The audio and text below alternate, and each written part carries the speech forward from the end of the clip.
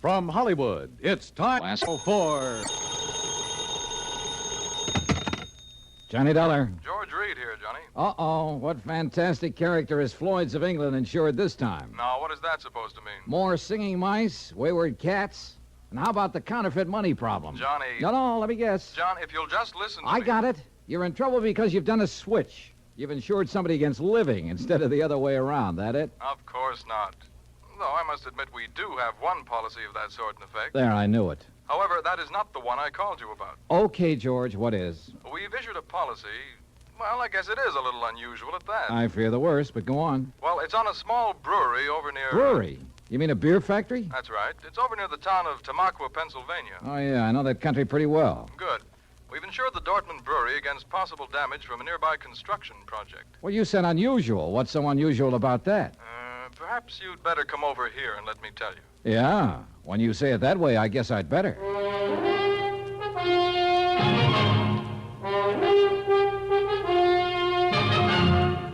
Bob Bailey in the exciting adventures of the man with the action-packed expense account, America's fabulous freelance insurance investigator. Yours truly, Johnny Dollar.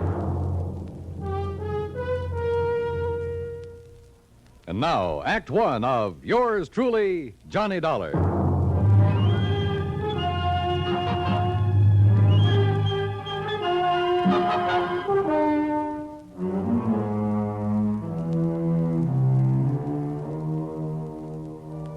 Expense account submitted by Special Investigator Johnny Dollar to Floyd's of England, North American Office, Hartford, Connecticut. Following is an account of expenses incurred during my investigation of the JPD matter.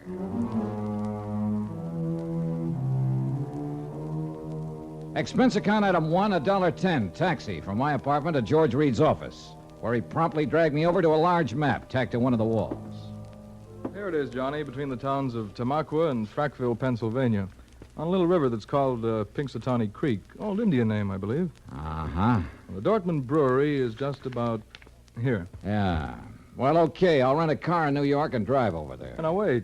By making a couple of train changes, you can get most of the way over there by rail. Anything to save the company a buck, is that it? Why not? When that freewheeling expense account of yours gets into operation... Okay. What's the face value of the policy? Coverage for the whole plant, $820,000. Wow-wee. So I'll rent a car in New York. All right.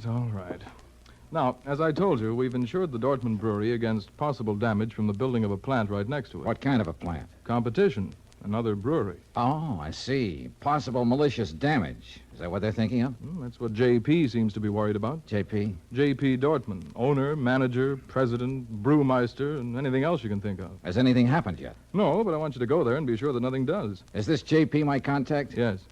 Okay, George, I'm on my way.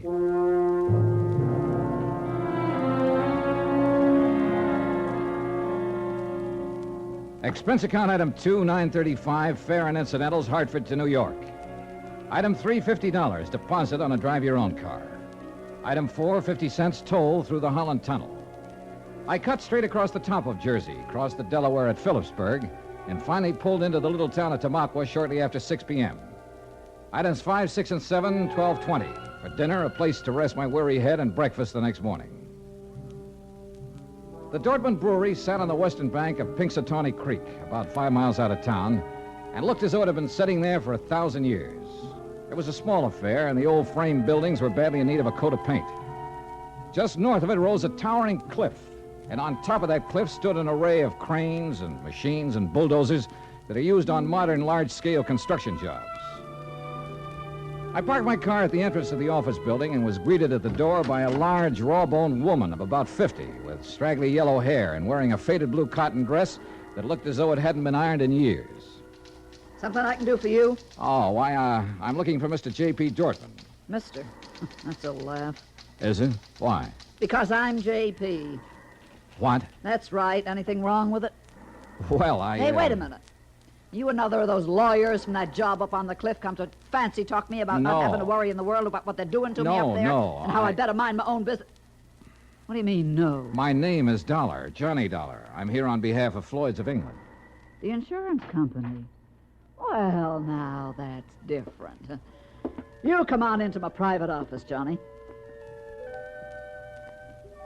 Her private office was furnished with a battered walnut desk, some ancient filing cabinets, and a couple of straight wooden chairs. Nothing else. Hardly the kind of an office you'd expect for the president of a company worth $820,000. There's nothing fancy about it, Johnny, because there's nothing fancy about any part of my brewery. But that isn't what counts. We've been here ever since my great-great-grandfather built it up. And all we've cared about is making the finest beer in the country. Gretchen? And we do make it, too. Gretchen, can't you hear me out? Yes, JPD? Gretchen, I want you to bring Mr. Dollar a pitcher full and a glass. Yes, ma'am. Well, look, I'm afraid I'm not much of a beer You man. will be when you've tasted this. It's the creek that does it, you know, Pinxatawney Creek. Finest water for beer in the whole United States.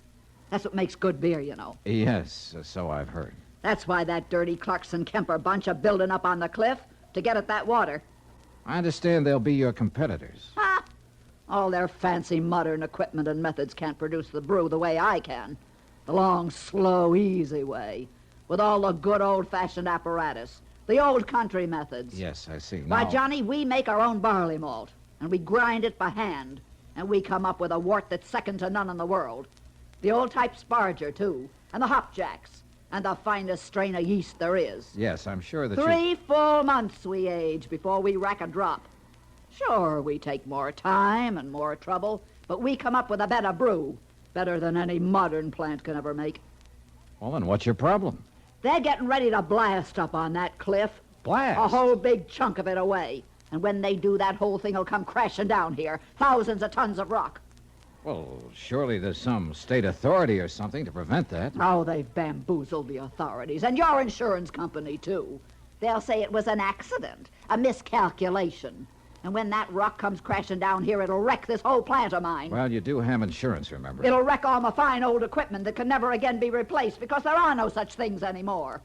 Well, when's all this blasting supposed to take place? Who knows? Tonight, tomorrow, next week. Who knows? That soon? Yeah. So, Johnny, if there's anything you can do, you'd better do it now. What's insurance money if I have to lose this for it?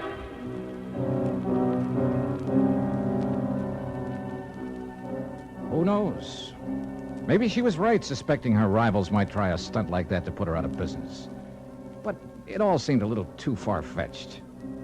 And yet, when I think of some of the unscrupulous things that have been done to put down competition, maybe she was justified in suspecting this Carlson Kemper crowd of... Yeah, maybe she was.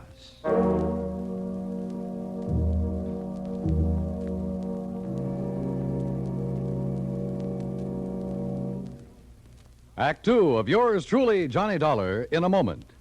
Our flag now numbers 50 stars, and behind each star there stands yet another flag representing one of the 50 states. Massachusetts' state flag, bearing a green pine tree, is the descendant of the famous Liberty Tree flag that came out of Boston to serve all the original 13 colonies. It was under the Liberty Tree flag that the Sons of Liberty met and planned the Boston Tea Party, that our floating batteries on the Delaware River defended Philadelphia, and on the Charles River defied Howe's cannons. The tree is inscribed the state motto, Ensu petit placidum sub libertate quietum. By the sword we seek peace, but peace only under liberty.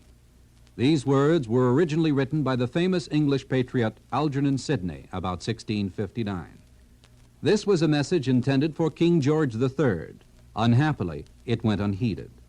Massachusetts' state flag, the flag of the 6th state to enter the Union, was adopted on March 18th, 1904. And now, Act two of yours truly, Johnny Dollar, and the JPD matter. If J.P. Dortmund was right, if there was the least possibility she was right in her suspicion that Carlson Kemper would blast thousands of tons of rock down on a little plant in order to put her out of business, well, there was only one thing to do. I got back into my car and drove by a roundabout way up to the top of the cliff overlooking the Dortmund Brewery.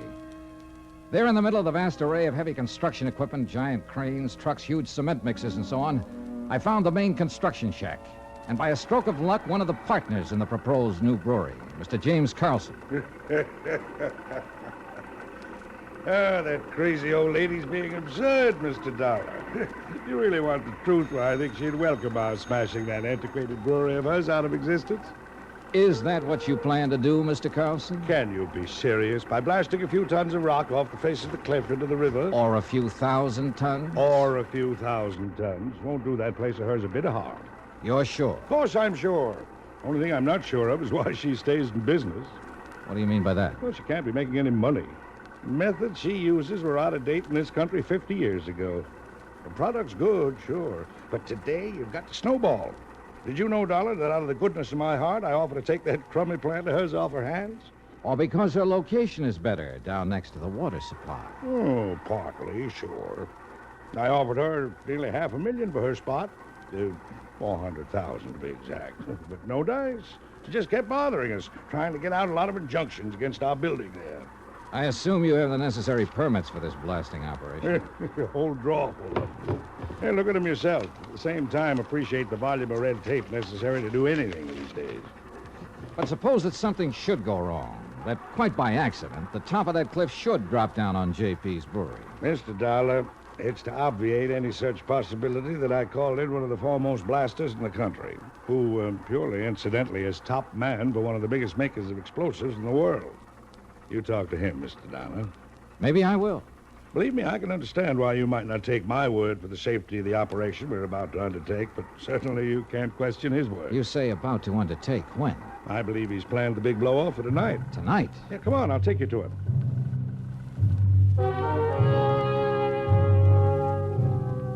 We found this expert, a Mr. Sidney Crutchfield, in a small, tidy shack set out near the edge of the cliff, working over a series of complicated diagrams with a busy slide rule in his hand.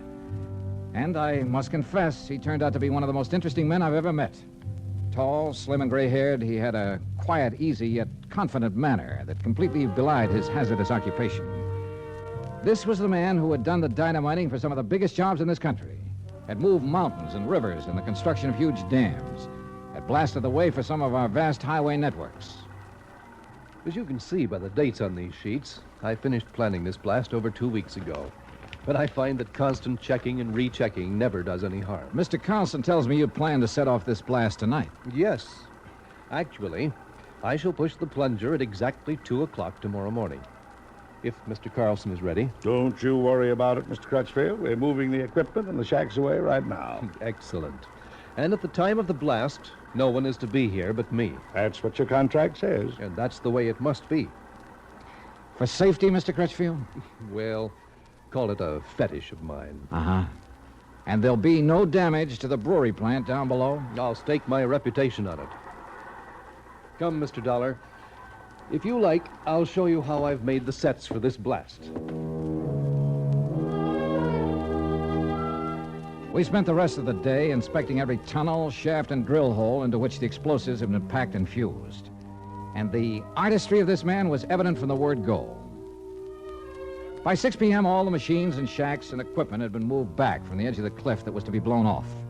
The place was deserted, except for Mr. Crutchfield and me. And now, you must get into your car and leave, Mr. Dollar. But if there's no danger... Please. I prefer it this way. Surely you're not still concerned about the blast? To be honest about it, no. Not one bit. And I wasn't, at the moment. Yeah, this amazing man simply couldn't do anything wrong. I would have staked my life on it. But by the time I'd driven the long, curving road to the Dortmund Brewery below, had found the place not only deserted, but completely shut down, a funny little hunch began to grow in the back of my head. Even the office building was dark, as far as I could see. With the help of a business card, I slipped the lock on the front door. And then I saw the thin streak of light under the door of JP's private office. I thought I heard something in there. The office was a shambles. Account books and papers scattered all over the place. A couple of cartons, the drawers of the crusty old files, were open and for the most part empty. Somebody had been hastily packing and removing all the important papers. But why? I'm sorry, Johnny. Oh, what? Sorry. Oh! And you seemed like such a nice boy.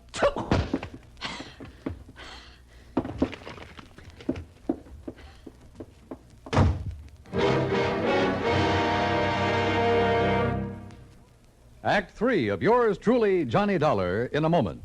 Anyone who has survived the rigors of basic training is familiar with a great variety of milk that is dished out periodically in the armed forces.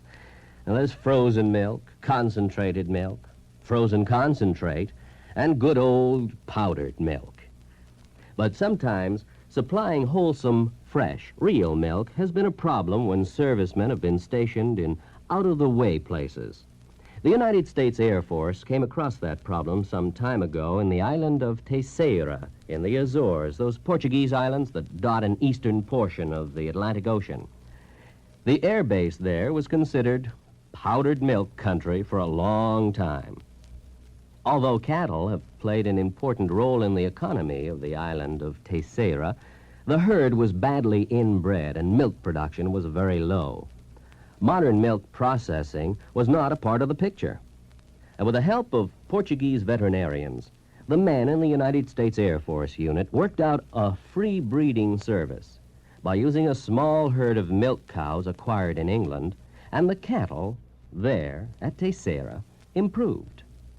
Then, a complete pasteurizing, homogenizing, sterilizing, bottling, refrigeration plant was flown in from the United States.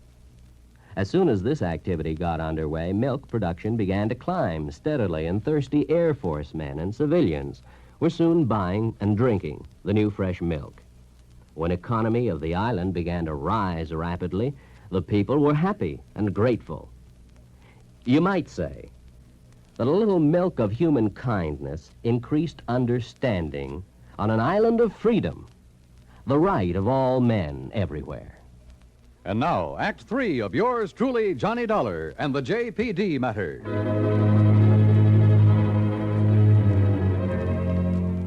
When I came to in the office of the Dortmund Brewery, my head felt as though it had been split wide open. The sash weight that had been used on it lay beside me. But why had JP struck me down from behind the door where she'd been waiting for me? And why before that had she been hastily packing a lot of business papers, bills and so on to take away? A couple of them still lay under me where I'd fallen. It was several minutes before I found strength enough to roll over and try to push myself to my feet. As I did so, I saw two things. One was a bill she'd overlooked in her haste to get away.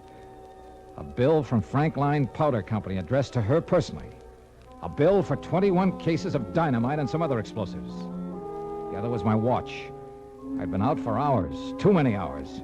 For according to my watch, it was 1:52 a.m., exactly 8 minutes before the tremendous dynamite blast on the cliff above was to be set off. And suddenly I knew where, somehow, by her plan, those thousands of tons of rock would land, and not harmlessly in the river below. And I knew why JP had left me here, so I'd be crushed by them.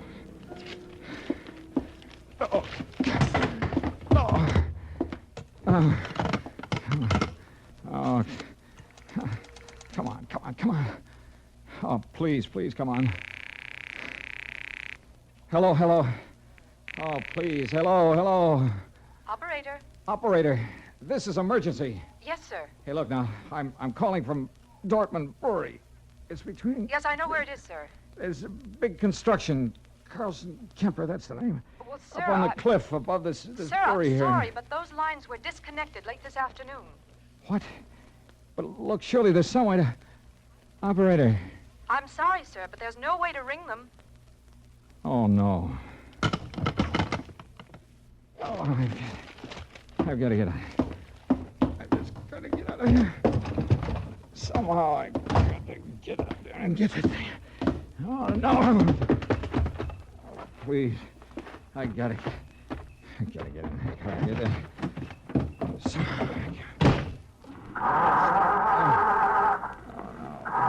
My head, I can't see.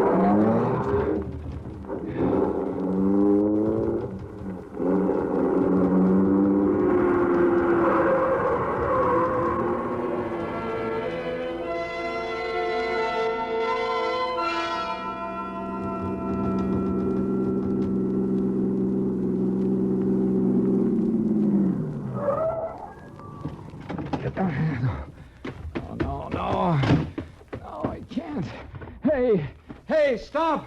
Stop! Who's that? What are you Crutchfield! Stop! Dollar!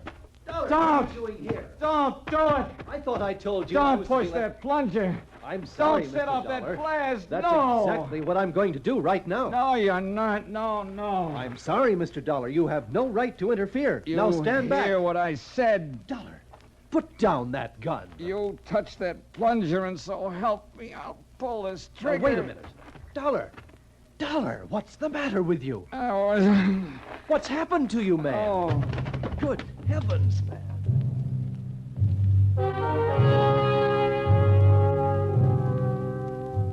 I guess it was just luck that I was still hanging on to that bill for the dynamite that I'd found.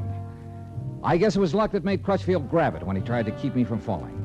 Made him look at it carefully by the light of his flashlight. But it was his good sense that kept him from going ahead and setting off that charge. When daylight came, he found the spot on the face of the cliff where JP had another charge planted. It was set to go off by concussion from the blast that Crutchfield had set. It would have diverted the rock from Crutchfield's blast to smack dab on top of her little beer factory. Nobody would ever have known who'd really done it. And JP would have collected $820,000 insurance for it. Incidentally, when the police caught up with her, which wasn't hard, they also found the book she'd taken from her office. Yeah, J.P. Dortmund was broke. Stony. Expense account total, including a handful of doctor bills for my aching head, and all the incidentals I could think of, $204.80. Yours truly, Johnny Dollar.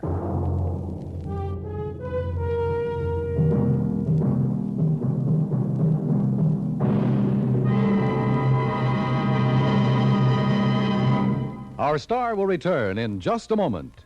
Our flag now numbers 50 stars, and behind each star there stands yet another flag representing one of the 50 states. The origin of Hawaii's state flag has been the subject of much debate. It is now believed that it was the work of foreign advisors to King Kamehameha.